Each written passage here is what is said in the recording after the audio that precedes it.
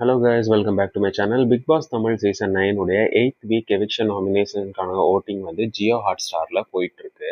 So டோட்டலாக இந்த வாரம் பார்த்தீங்கன்னா நம்ம முன்னாடி 11 கண்டஸ்டன்ட்ஸ் வந்து நாமினேஷன் லிஸ்ட்டில் வந்திருக்காங்க. அதில் உங்களுடைய ஃபேவரட் கண்டஸ்டன்ட்ஸ் யாரோ அவங்களுக்கு ஓட் பண்ணுறதுக்காக Jio Hotstar app use பண்ணி ஓட் பண்ணிக்கலாம். வீடியோ பிடிச்சிருந்தா மறக்காமல் லைக் பண்ணுங்கள், கமெண்ட் பண்ணுங்கள், அப்படியே நம்ம சேனலை சப்ஸ்கிரைப் பண்ணிக்கோங்க. ஓட்டிங்கோட ஃபைனல் டேவான இன்னைக்கு ஃபஸ்ட் பொசிஷன் அது மெயின்டைன் பண்ணுறது விக்ரம் தான். 94,576 ஓட்டுகள் வாங்கி ஃபஸ்ட் பொசிஷன் மெயின்டைன் பண்ணுறாரு.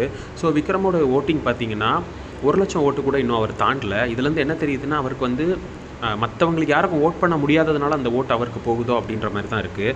இப்போ வினோத்தெல்லாம் வந்து நாமினேஷனில் வந்திருந்த டைமில் அவருக்கு ஃபஸ்ட் பொசிஷனுக்கான ஓட்டிங் பார்த்திங்கன்னா 2,00,000 ஓட்டுக்கு மேலே போச்சு. பட் இவருக்கு என்னவோ தெரில, 1,00,000 ஓட்டு கூட இன்னும் ரிசீவ் ஆகலை. ஸோ இருந்தாலும் அவர் ஃபஸ்ட் பொசிஷனில் மெயின்டைன் ஆகிறாரு. செகண்ட் பொசிஷனில் திவ்யா தான் இருக்காங்க.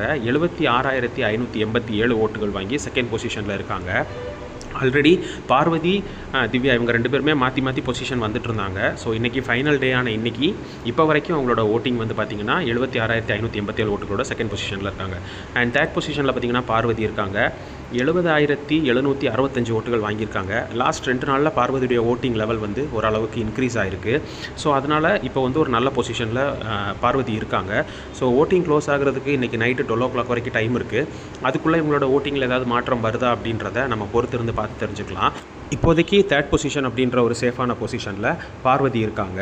அண்ட் ஓட்டிங்குடைய ஃபோர்த் பொசிஷனில் பார்த்தீங்கன்னா கம்ருதீன் இருக்கார். கம்ருதீனோட ஓட்டிங் பார்த்தீங்கன்னா 65,789 ஓட்டுகள் வாங்கியிருக்காரு.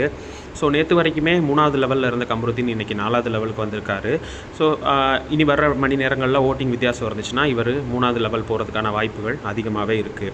அண்ட் ஓட்டிங்கோட 5th லெவலில் பார்த்தீங்கன்னா அமித் இருக்கார். அமித்துடைய ஓட்டு பார்த்தீங்கன்னா 43,683 ஓட்டுகள் வாங்கியிருக்காரு. இந்த வாரத்துக்கான ஸ்கூல் டாஸ்கில் அமித்துடைய பர்ஃபார்மன்ஸ் ஓரளவுக்கு மக்களுக்கு ஓகேவாக இருந்திருக்குன்னு நினைக்கிறேன். ஸோ அதனால் அவருடைய ஓட்டிங்கில் கணிசமாகவே கொஞ்சம் இம்ப்ரூவ்மெண்ட் தெரியுது. இப்போதைக்கு வந்து 5th பொசிஷனில் அமித் சேஃபாக இருக்கார். அண்ட் 6th பொசிஷனில் பார்த்தீங்கன்னா எல்லாரையுமே ஆச்சரியப்படுத்திட்டு ரம்யா ஏறி வந்திருக்காங்க. நேற்று வரைக்கும் டேஞ்சரஸ் ஜோனான 11வது பொசிஷனில் இருந்த ரம்யா இன்றைக்கி ஓட்டிங்கோட லாஸ்ட் டேவான இன்றைக்கி 6வது பொசிஷனுக்கு ஏறி வந்திருக்காங்க.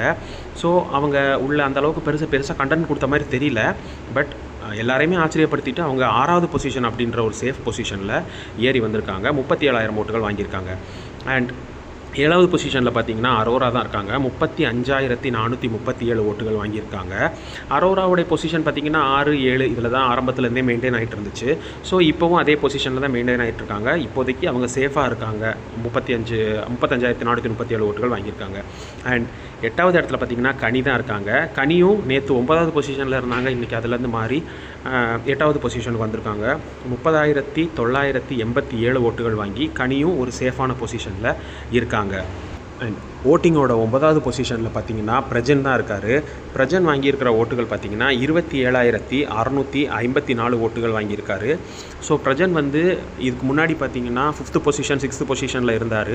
ஸோ இப்போது அவருடைய பொசிஷன் மாறி 9வது பொசிஷன் அப்படின்ற லாஸ்ட் பொசிஷனுக்கு கிட்ட வந்திருக்காரு. ஸோ இனி வர மணி நேரங்களில் இருக்கிற ஓட்டிங் இவருக்கு ரொம்ப முக்கியமானது. இந்த ஓட்டிங்கில் ஏதாவது டிஃப்ரெண்ட் இருந்துச்சுன்னா இவர் டேஞ்சரஸ் ஜோனுக்கு போகிறதுக்கான வாய்ப்புகள் அதிகமாகவே இருக்குது.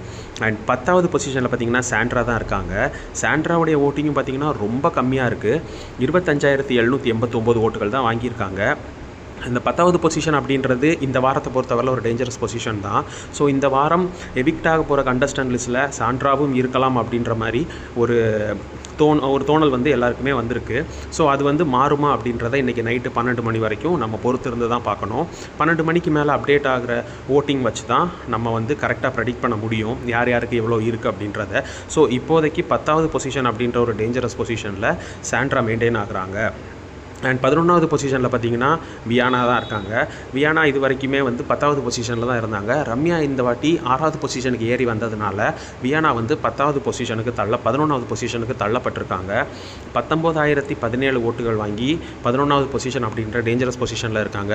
இந்த வீக் வெளியேற போகிற கண்டஸ்டன்ஸில் ஒரு 90% வியானா இருக்கலாம் அப்படின்னு தான் எதிர்பார்க்கப்படுது.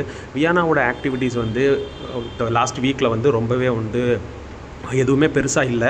ஸோ அதனால் இந்த வாரம் வெளியேற போகிற கண்டஸ்டன்ஸ் வியானாவாக கூட இருக்கலாம். பிக் பாஸ் பற்றின அப்டேட்ஸ்க்காக நம்மளுடைய சேனலை சப்ஸ்கிரைப் பண்ணி வச்சுக்கோங்க. அப்படியே பெல் ஐக்கான் கிளிக் பண்ணி ஆல் அப்படின்ற ஒரு ஆப்ஷன் செலக்ட் பண்ணி வச்சுக்கோங்க. நாங்கள் போடுற வீடியோஸ் உங்களுக்கு உடனே வந்து நோட்டிஃபிகேஷனாக வரும். ஸோ மீண்டும் இன்னொரு வீடியோவில் சந்திக்கிறேன். Bye bye.